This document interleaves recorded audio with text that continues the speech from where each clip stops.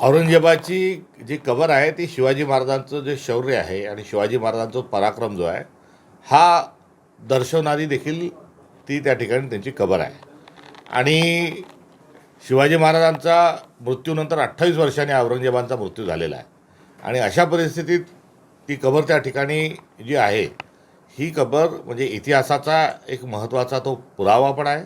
आणि दुसऱ्या बाजूला हिंदू म्हणून जी संस्कृती आपल्या देशामध्ये जी सांभाळली जाते, जी त्या संस्कृतीसोबत जो अध्यात्म आहे, जी परंपरा आहे, जी संस्कृती आहे, ती संस्कृती देखील आपल्याला जी शिकवण देते त्यानुसार आपण बोललं पाहिजे.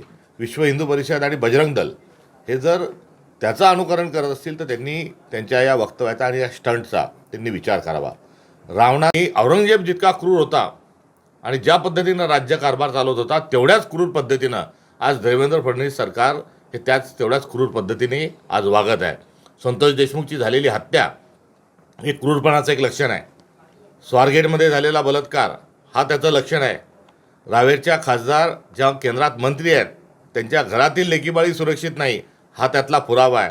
त्यामुळे घाशीराम कोतवाल महाराष्ट्राचा गृहविभाग चालतोय का हाही प्रश्न त्यानिमित्त. औरंगजेब हा निश्चित क्रूर होता. त्यांनी त्यांच्या क्रूरपणाचे स्वतःचा जो भाऊ होता दाराशिका त्याचा त्यांनी खून केला. त्यांचा जो दुसरा छोटा भाऊ होता त्याला विष देऊन त्यांचाही मृत्यू औरंगजेबाने केला. स्वतःचे जे वडील आहे शहाजहान यांनाही त्यांनी नजरकैदेमध्ये ठेवलं.